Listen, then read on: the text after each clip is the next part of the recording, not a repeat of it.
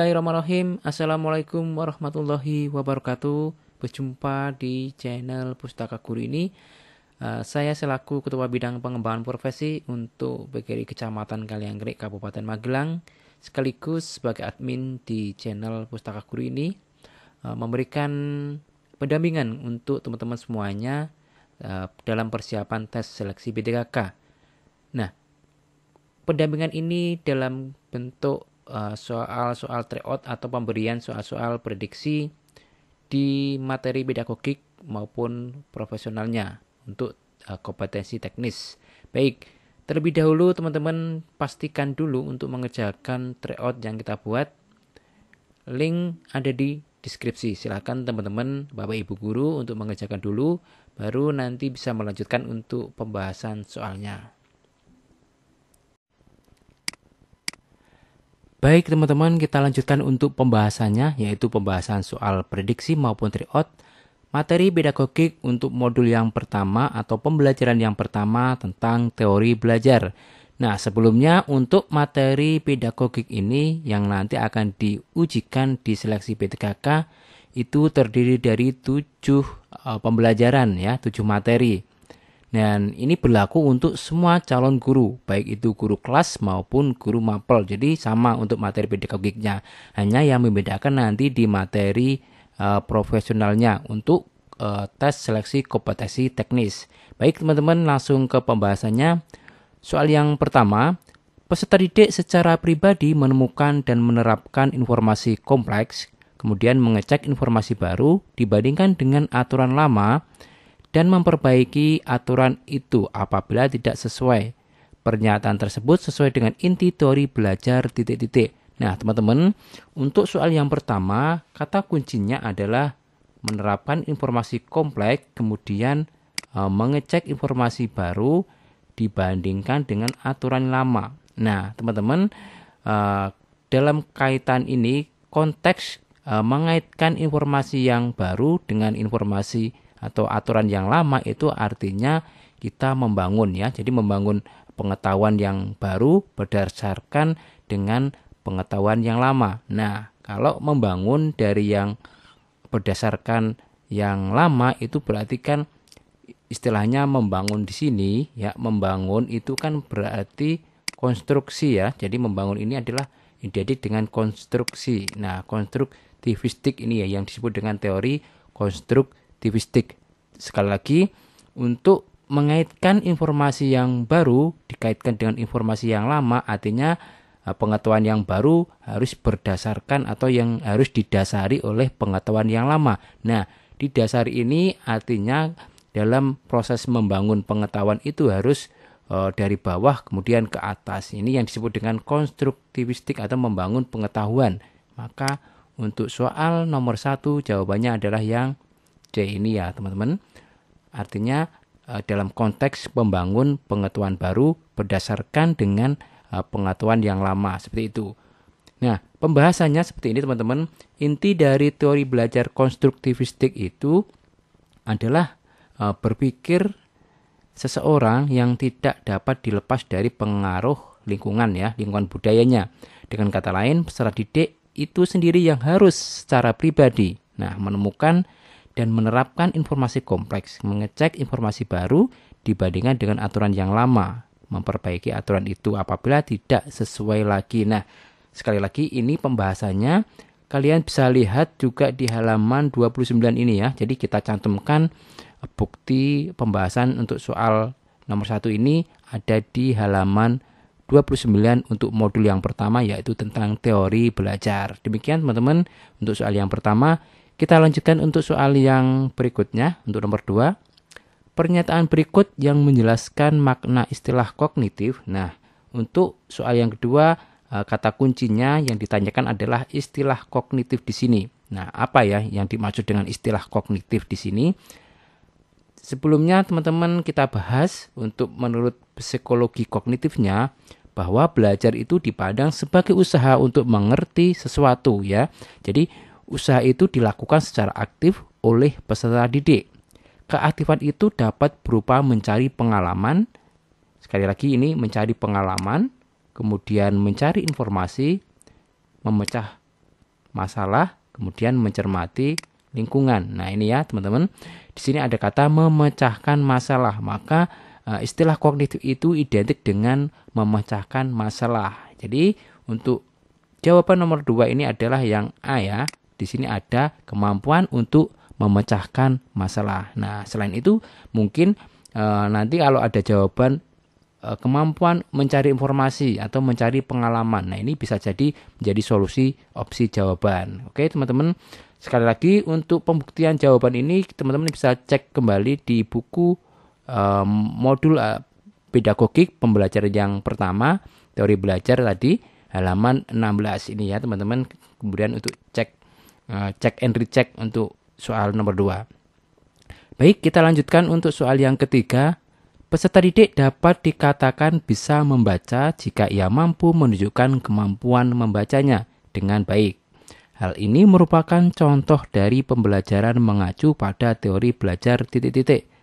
Oke, nah untuk soal nomor 3 ini kata kuncinya adalah peserta didik dapat dikatakan membaca jika ia mampu menunjukkan kemampuan. Nah, jadi menunjukkan kemampuan membacanya dengan baik. Ini contoh pembelajaran yang mengacu pada teori belajar apa ini ya, yang pertanyaannya. Nah, teman-teman, sekali lagi teori yang memandang bahwa di sini membaca itu bisa dikatakan membaca jika ia mampu menunjukkan kemampuan. Ini artinya siswa itu mampu atau ada perubahan perilaku ya. Ini kata kuncinya adalah perubahan perilaku. Ya, ini ya. Nih, jadi soal yang nomor 3 ini adanya perubahan perilaku. Nah, perubahan perilaku atau tingkah laku ya, perubahan tingkah laku atau perilaku. Nah, perubahan tingkah laku itu identik dengan teori belajar behavioristik ya, yaitu adanya stimulus dan respon. Nah, maka soal nomor 3 jawabannya yang B ya, behavioristik. Nah, behavioristik memandang bahwa belajar merupakan perubahan tingkah laku sebagai akibat dari adanya stimulus dan respon ya. Jadi peserta didik dianggap telah melakukan belajar jika dapat menunjukkan perubahan tingkah lakunya. Contohnya nih ya, peserta didik dapat dikatakan bisa membaca jika ia mampu menunjukkan kemampuan membacanya dengan baik. Nah, ini contoh ini juga ada di modul 1 untuk pembelajaran yang pertama tentang teori belajar. Cek di halaman 12 ini ya, teman-teman, untuk mengecek bahwa behavioristik itu contohnya adalah peserta didik dikatakan mampu membaca jika mampu menunjukkan kemampuan membacanya dengan baik. Seperti itu ya contoh-contoh dalam pembelajaran sehari-hari. Oke, kita lanjutkan untuk pembahasan soal yang berikutnya, nomor 4. Menurut Brunner, apabila seseorang memahami objek-objek atau dunianya melalui gambar-gambar dan visualisasi verbal, dengan kata lain, peserta didik belajar melalui bentuk perumpamaan atau perbandingan. Hal ini merupakan tahapan dari titik-titik. Nah, Brunner ini telah membagi ke dalam 3 tahapan belajar ya, atau 3 tahapan konteks belajar. Yang pertama adalah ini ya, ada enacted, kemudian ikonik, dan simbolik. Nah, 3 ini. Jadi kalau ini yang A dan C itu bukan tahapan yang dikatakan oleh Brunner. Nah, dalam ketiga ini masing-masing mempunyai pengertian. Nih kita jelaskan ya. Untuk tahapan enacted ini adalah memahami dunianya untuk anak-anak menggunakan pengetahuan motoriknya, misalnya melalui gigitan, sentuhan, pegangan, dan sebagainya. Nah, sedangkan untuk tahapan ikonik, ya, ikonik ini seseorang memahami objek-objek atau dunianya melalui gambar dan visualisasi verbal. Nah, teman-teman, di kata kunci untuk soal yang keempat ini adalah melalui gambar dan visualisasi verbal. Jadi anak-anak belajar itu dengan media gambar-gambar dan visualisasi verbal. Nah, ini yang disebut dengan tahapan ikonik. Jadi soal nomor 4 ini jawabannya adalah yang D ya, tahapan ikonik. Nah, teman-teman, ini juga ada di tryout atau evaluasi pembelajaran di SIM PKB untuk belajar mandiri calon guru P3K ini yang ada di SIM PKB. Sekali lagi, sebagian soal yang kita cantumkan di sini adalah soal dari tryout maupun evaluasi untuk SIM PKB dan juga prediksi kita. Nah, bisa saja nanti soal yang keluar itu yang ditanyakan bukan di tahapnya ikonik, melainkan tahapan enacted. Nah, teman-teman jadi harus paham ini ya, ketiga-tiganya ini nanti yang ditanyakan bisa saja nanti tahap enactednya ataupun ikoniknya. Oke, seperti itu teman-teman. Cek lagi di halaman 20 untuk pembuktian materi ini ya. Nanti teman-teman bisa dicek kembali modulnya, bisa dicoret-coret lagi. Oke. Kita lanjutkan untuk soal yang kelima. Pada tahap konseptualisasi, nih ya. Jadi untuk nomor 5 ini tahap konseptualisasi, kemampuan yang dimiliki oleh peserta didik adalah titik-titik. Nah, konsep namanya aja konsep. Jadi konsep itu semacam aturan atau teori ya, atau teori. Konsep ya. Jadi konsep ini identik dengan aturan atau teori. Maka kalau ditanyakan tahap konseptualisasi, maka ini adalah mampu membuat peraturan. Yang ini ya, yang D ya jawabannya. Peserta didik di kata tahap konseptual itu berarti peserta didik itu mampu membuat peraturan. Nah, pembahasannya seperti ini teman-teman. Jadi untuk ini konseptualisasi ini pada tahap teori humanistik ya, yang dicantumkan oleh David Eklof bahwa ada empat tahapan kemampuan siswa. Yang pertama adalah pengalaman konkret, kemudian pengamatan aktif dan reflektif, dan yang ketiga konseptualisasi, yang keempat adalah eksperimen aktif. Nah, teman-teman, yang ditanyakan adalah konseptualisasi, maka di sini ada kata-kata membuat peraturan umum. Nah, sesuai dengan konseptualisasi, maka peserta dianggap bahwa mampu membuat peraturan atau peraturan umum ya, atau konsep ataupun teori seperti itu. Nah, sekali lagi, kalau ada pertanyaan yang di SIM PKB seperti ini, maka bisa saja nanti pertanyaannya yang keluar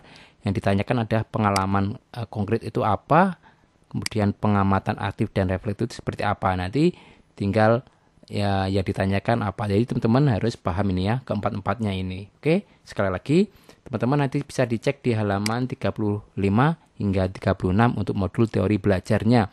Kita lanjutkan untuk soal yang keenam. Prinsip-prinsip utama teori belajar konstruktivistik kecuali. Nah, teori konstruktivistik ini mempunyai prinsip-prinsip utamanya. Ya, jadi prinsip-prinsip utamanya ini diantaranya adalah ini ya, ada 6 prinsip teori konstruktivistik. Nah, yang A, pengetahuan dibangun oleh peserta didik secara aktif, ini benar. Kemudian mengajar adalah membantu peserta didik, ini juga benar. Guru sebagai fasilitator, benar ya, di sini ada. Kemudian D, kurikulum menekankan pada partisipasi peserta didik, itu juga betul. Nah, yang E, tekanan pada hasil peserta didik, ini salah. Berarti yang kecuali, maka yang D. Kenapa salah? Nah, kenapa salah ini? Di sini yang salah adalah hasil belajar. Padahal di konstruktivistik itu tekanan pada proses. Jadi yang ditekankan adalah prosesnya, proses belajarnya, bukan hasil belajarnya. Nah, di sini ya, tekanan dalam proses belajar dan bukan pada hasil. Nah, jadi teman-teman bisa pahami ini. Nanti jika keluar seperti ini, teman-teman sudah paham ya. Jadi untuk pembuktiannya hanya ada di halaman 32 untuk mengecek bahwa prinsip-prinsip utama teori konstruktivistik itu ada 6. Oke, kita lanjutkan untuk soal yang ketujuh. Suatu aktivitas belajar yang berkaitan dengan penataan informasi, reorganisasi perseptual, dan proses internal merupakan pernyataan hakikat belajar menurut teori titik-titik.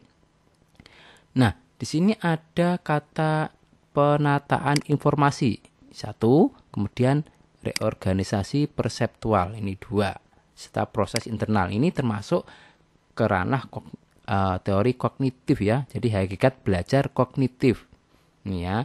Teori belajar kognitif itu dijelaskan bahwa suatu aktivitas belajar yang berkaitan dengan penataan informasi, reorganisasi perseptual dan proses internal. Nah, jadi jawaban nomor 7 adalah teori kognitif ya, sesuai dengan hakikat belajar teori kognitif itu ada reorganisasi perseptual, jadi ada struktur kognitifnya gitu ya, sesuai dengan halaman 23, bisa cek kembali untuk modulnya. Kita lanjutkan untuk soal yang ke-8. Pada pembelajaran di kelas, peserta didik mengungkapkan idenya dengan jalan berdiskusi. Nah, di sini ada istilah kata kuncinya adalah mengungkapkan idenya dengan cara berdiskusi, menulis, dan membuat poster. Merupakan ciri belajar konstruktivisme yang disebut apa? Jadi ini juga mungkin bisa keluar nih, prediksi saya ini soal seperti ini akan keluar nanti, entah yang ditanyakan adalah yang orientasi ataukah etilasi ataukah rekonstruktisasi ide ataukah review, seperti itu ya teman-teman. Jadi pembahasannya seperti ini. Ciri-ciri konstruktivisme itu ada 5 ya, yang dikemukakan oleh Driver dan Olhan. Nah, seperti apa?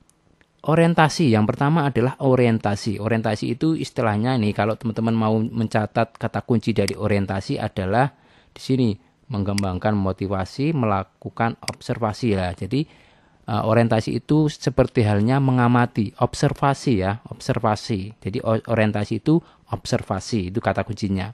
Kemudian yang kedua adalah elitasi. Elitasi itu adalah mengungkapkan ide dengan cara berdiskusi. Jadi setelah observasi kita mengungkapkan ide, entah itu dengan cara berdiskusi, menulis, atau membuat poster. Jadi setelah mengamati, mengobservasi, baru itu mengungkapkan ide kita. Setelah itu yang ketiga adalah restrukturisasi ide, yaitu mengklarifikasikan ide atau membangun ide. Jadi membangun ide atau klarifikasi ide. Kemudian yang keempat, ini tahapan keempat adalah penggunaan ide baru. Jadi ide yang ada ini diaplikasikan dalam macam-macam situasi ya, digunakan penggunaan ide baru. Baru yang kelima adalah review. Review itu istilahnya merevisi ya, merevisi dengan cara menambahkan atau mengubahnya. Jadi review itu melihat kembali dengan cara merevisi atau mengubah kembali. Seperti itu teman-teman. Jadi soal nomor 8 itu adalah yang B ya, elitasi ya jawabannya, karena mengungkapkan ide. Nah, sekali lagi teman-teman pahami lagi untuk ciri-ciri seperti ini, bisa saja nanti yang keluar ini tentang orientasi ya. Jadi pernyataan ini bisa keluar jawabannya orientasi. Kalau sedangkan yang pernyataan yang mengaplikasi pengetahuan dan merevisi, itu berarti yang review gitu ya. Jadi teman-teman harus memahami kelima-lima ini. Nanti jika keluar, teman-teman bisa menjawabnya. Oke, silahkan cek juga di halaman 27 untuk modul teori belajar. Kita lanjutkan untuk nomor 9-nya. Contoh penerapan teori behavioristik yang dapat dilakukan oleh guru dalam praktik pembelajaran. Nah, behavioristik itu kan tadi adanya perubahan perilaku akibat stimulus dan respon. Maka contoh penerapannya tentu yang ada kata-kata itu ya, ada hubungannya dengan stimulus dan respon atau perubahan perilaku. Mana ini? Nah, ini ya yang E ya, memberikan stimulus. Nah, ini ada kata-kata stimulus, jelas sekali kata kuncinya. Nah, kepada peserta didik berupa penataan lingkungan belajar. Seperti itu ya. Jadi begitu tahu teorinya apa, langsung kita tahu kata kuncinya. Kita lanjutkan untuk soal yang ke-10. Di bawah ini adalah tipe belajar menurut Habermas ya. Jadi tipe Habermas itu ada berapa? Tipe Habermas itu ada 3 tipe belajar ya. Yang pertama adalah belajar teknis ini ya, praktis dan emansipatoris. Silakan dicek di halaman 37 bahwa menurut Habermas ini dibagi menjadi 3 tipe belajar ya. Maka jawaban yang tepat adalah yang D ini ya, teori teknis, kemudian praktis, dan emansipatoris. Nah, itu ya. Jadi kalau ini salah karena ada aktifnya, ada konsepnya. Ini konsep salah, aktif juga salah, dan seterusnya. Jadi teman-teman bisa cek kembali di halaman 37 untuk modul teori belajar ya. Nah, Ini soal tambahan untuk soal nomor 11 dan juga nomor 12 nanti ya. Seluruh komponen pendidikan memiliki tujuan yang sama, yaitu terbentuknya manusia yang ideal. Ini kata kuncinya, manusia yang ideal, kemudian manusia yang dicita-citakan, dan mencapai aktualisasi diri. Pernyataan tersebut merupakan bagian dari teori titik-titik. Nah, kalau seperti ini, saya yakin teman-teman sudah paham ya, karena ini adalah kata kunci atau keyword dari teori belajar humanistik yang A ya, memanusiakan manusia yang ideal, kemudian mencapai aktualisasi diri. Seperti itu ya teman-teman. Nah, sekali lagi silahkan cek lagi kata kunci atau pahami lagi kata kunci dari semua teori belajar. Nah, secara umum atau secara umumnya ini teori belajar ini identik dengan misalnya humanistik ini identik dengan kata kuncinya adalah memanusiakan manusia, kemudian aktualisasi diri. Sedangkan untuk behavioristik yang familiar itu adalah stimulus dan respon atau perubahan perilaku tadi. Kemudian sibernetik ini teori informasi, ini di luar dari konteks teori belajar yang ada di sini ya, tapi juga ada ini. Kemudian konstruktivistik ini adalah membangun konsep pengetahuan. Jadi membangun, konstruktif itu adalah membangun tadi harus ada dasarnya dulu baru ke pengetahuan tingkat yang lebih tinggi. Kemudian kognitif itu adanya struktur kognitif ya. Kemudian nah ini sekali lagi ini adalah kata kunci atau keyword masing-masing dari teori belajar yang secara umum atau yang familiar, begitu ya teman-teman. Silakan kalau untuk humanistik halaman 34 ini ya, untuk teori humanistik itu sendiri. Nah, kita lanjutkan untuk soal yang terakhir, untuk tambahan saja. Teori belajar yang mengutamakan perubahan tingkah laku pada individu yang belajar dengan mengutamakan hubungan stimulus dan respon. Nah, ini ya, ini soal ini keluar di SIM PKB ya teman-teman. Kalau saya lihat, tapi ini kalau mungkin buat teman-teman saya yakin semuanya 100% pada hafal semuanya, paham semua. Adanya stimulus dan respon ini berarti teori belajar behavioristik ya. Behavioristik ini yang paling mudah atau kata kunci umum ataupun kata kunci yang familiar seperti itu. Seperti tadi pembahasan di nomor 11 tadi ya. Jadi behavioristik itu adalah stimulus dan respon atau perubahan perilaku seperti itu. Nah, kalau behavioristik ada di modul 12 ceknya. Oke. Demikian pembahasan video kali ini dan kita berharap semoga teman-teman semuanya diberikan kemudahan, kelancaran dalam mengikuti tes seleksi P3K nanti. Nah, jika berkenan teman-teman silahkan subscribe channel ini agar teman-teman nanti tidak ketinggalan video pembahasan lainnya. Sampai jumpa di video selanjutnya. Terima kasih. Wassalamualaikum warahmatullahi wabarakatuh.